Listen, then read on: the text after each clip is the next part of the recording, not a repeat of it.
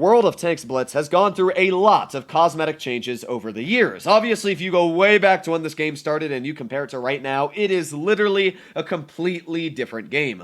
A lot of people always say in the comments, oh, I wish I was back in the old days for World of Tanks Blitz. And as much as the nostalgia may trap you back in that time warp, I'm going to be honest, World of Tanks Blitz nowadays is better than it's ever been in a lot of aspects. First of all, the game is getting constant updates on HD textures. The IS-7 looks honestly stunning. The E100 looks fantastic. I mean, both of these vehicles look fantastic. We've had the M6 Yo, we've had the Krandong, and we've had the Vickers Light with now the PBR files. And they've been adding some premium tanks. And I'm hoping that, of course, they're eventually going to add every single vehicle into the game with PBR files. I would expect by the end of this year or maybe next year, just in a year's time, they'll probably have most of the vehicles done from tier 8 and up with PBR files, but you never know how long Wargaming is going to take if they make a more efficient algorithm or they're just going to slowly drip feed PBR files like this. Now, one thing I don't understand for at least this update is why they gave the IS-7 PBR before the IS-4. I mean, the IS-4 has always been the fan favorite when you compare the two Russian heavies.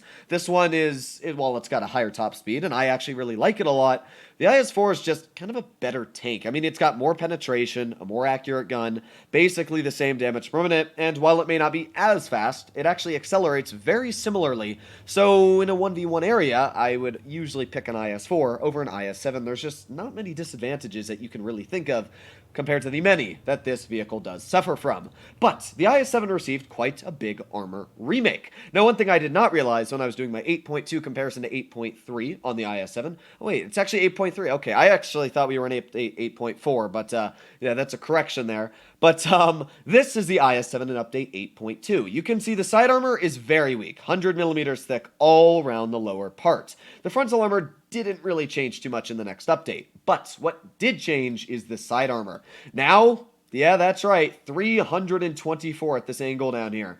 Because you'll notice if I look at the bottom, it's actually been angled. Now, the angle steepness is quite strong, but you can see the angle doesn't go all too far. I mean, you can still shoot very easily at the upper part, right above the track wheels. That would be my advice, is just shoot right above the edge of these track wheels here, and it's still that very weak 104 millimeters thick. I mean, it is still angled at the upper part, which is nice, but for the most part, 160 to 100 millimeters isn't really going to stop any shells. The bottom part, though, will be very troll, and for unsuspecting players, you're probably actually going to end up bouncing this vehicle quite a bit. Now, if we break onto the E100, a lot of people said the frontal turret armor is going to get worse because it's 1 degree or something less angle. It went from 294 millimeters thick to 288. I mean, it really didn't make a difference at all.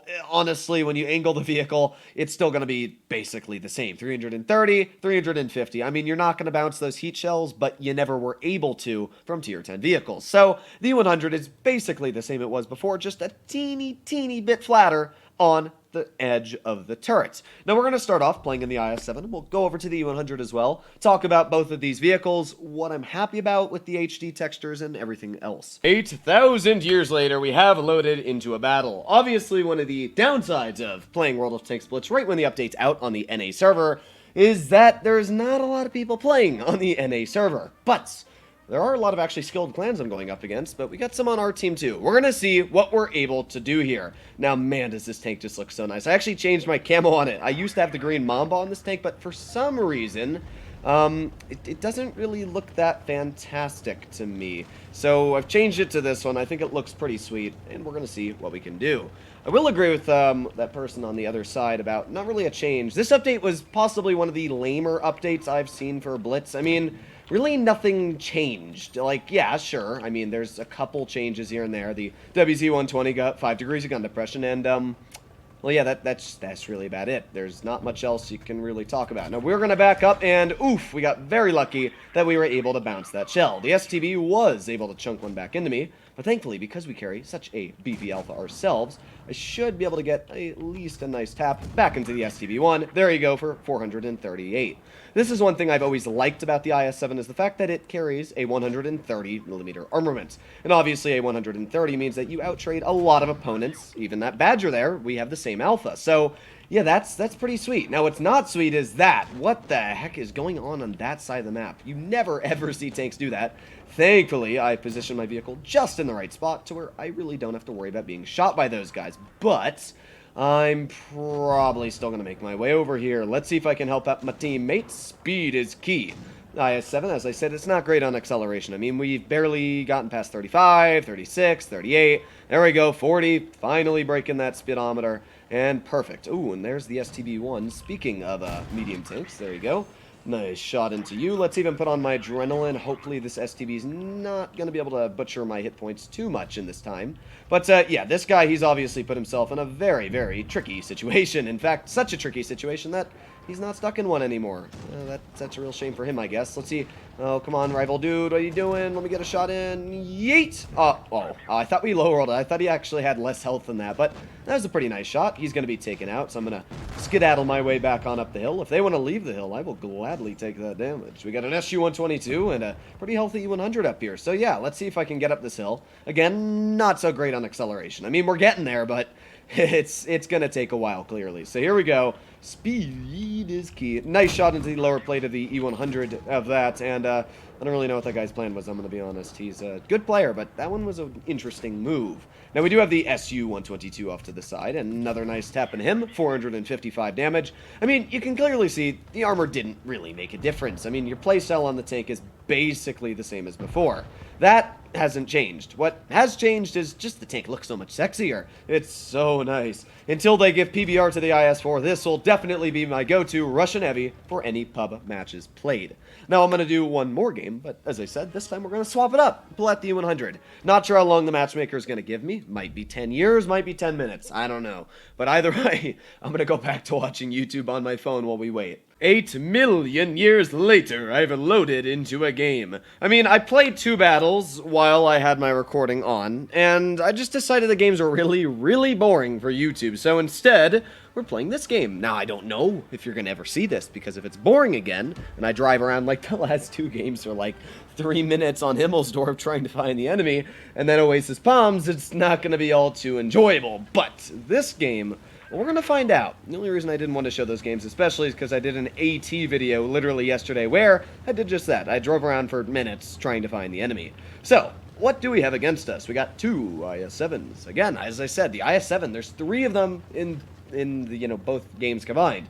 And it's pretty impressive how many of them there actually are. So we got the IS-7s, we got the STB-1 Grill 15, which has already been spotted, the Sen 7-1, 704, and an ST-1.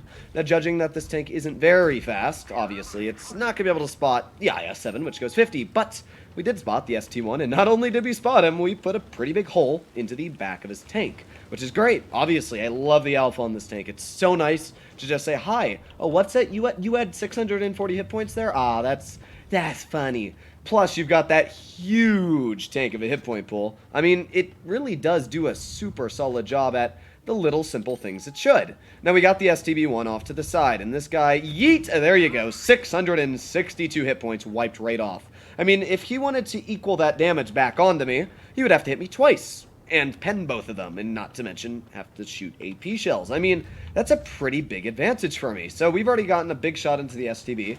We did get a bounce from that Grill 15, which is very surprising, and another surprising thing is that he blind fired that because I was not detected.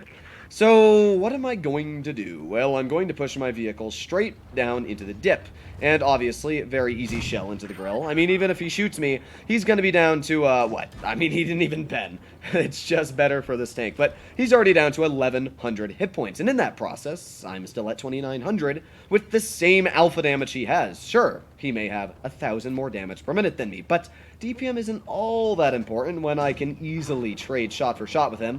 I mean, this guy, he's about to die. I mean, that's his entire game, and over. Well, that was the lowest rolling HE I could have gotten. I mean, it takes away, obviously, Spall Liner takes away 20% of damage, but 20% of 960 is taking away 20% of 1,000. I mean, that's really not taking off that much. Your average damage is still 800, so woof, did I really, really low roll that shot. Now, at this point, trying to think of what I'm going to do. Well, we got the Object 140 off to the side, who is going to shoot this Sen 7 and 1, and while I may not get a penetrating shot, I will easily take a high explosive shell. Now, the fact that this IS-7 bounced me is already giving me very good confidence that this guy, and the fact that he's letting me ram him for 276 is giving me much more confidence that this guy has not a clue in the world on what he's doing. Now, as I said before, the side armor on the IS-7's pretty solid. You can see that red bar right below those track wheels now. That is going to be a hard pen, but for the most part, yeah, it's still quite weak. I mean, you can see the edge of this spot here. You can see the lower plate is still exactly the same as before. So, the IS-7's armor really hasn't changed much. But, I guess that's the whole thing, is it's just the tank looks nicer, people are driving it, they're trying to see if that armor's actually made it any better, but I can tell you just from 2 games in the IS-7, it hasn't. It's the same tank, the same playstyle. I mean, the armor on the side is going to be a lot harder to pen, trust me. There will be bounces from mediums on the move and vehicles that would have penned you before, that were shooting at your side, that didn't aim enough. But, for the most part, I mean, if you aim in your shells, which the average person in Blitz should be doing, it's not really going to be that hard of a pen. And, like, I mean, this is the IS-7's lower plate, and boom. I mean, easy pen, 675 there. And that was a 5,000 damage medal. See? I bet you're glad I skipped those other games. So there you go. That was a very good victory. Can't really complain. We did 5,527 because, of course, we really harassed that IS-7 with an HE shell. Well, not actually HE. I lit him on fire, though, which did about the same damage that an HE would. And then not only did we have that fire, but then we rammed him for, like, what, 280 or something? So that was pretty solid. This tank weighs in at, what, 140 tons, 130? Yeah, very, very heavy tank. The E100 is actually the second most played tier 10 heavy in the game. The only vehicle beating it currently is the M6 Yo. And I have a feeling after the comp season is over, the M6 Yo is going straight into the dump, and it's gonna be reworked. Maybe not dump, but I have a feeling Wargaming is going to do something naughty to that vehicle to make it not as, let's say, influential in the battlefield. And I'm not sure if they're gonna nerf both guns or just the 3-shot. I don't really know. It's interesting because the 2-shot, in my opinion, on the Yo is incredibly strong, and it's the reason the tank is broken in pubs. But the 3-shot is what's being used in comp a lot currently. So the question is the 2-shot or the 3-shot going to be changed? I don't know. I have a feeling that it's going to be both, but you never know with Wargaming. They might even nerf the armor. I have no clue. What I can say very confidently, which I've said many times on many other videos, is that the Yo will probably be nerfed. These 2 tanks have really just gotten looks better. There's not much really done to the tank. It's just gotten a rework. And that's what hopefully every tier 10 in the vehicles in the game will get eventually. So hopefully all of you enjoyed today's video. If you'd like to see more like it, please consider smashing that subscribe button down below. And if you wondered about those 2 games, well, I mean, the other 2 games, Castilla was actually an okay game, and the Himmelsdorf was an okay game. I mean, it was pretty boring, but there you go. Hopefully all of you enjoyed today's video, and I'll be seeing you in the next one. Bye-bye!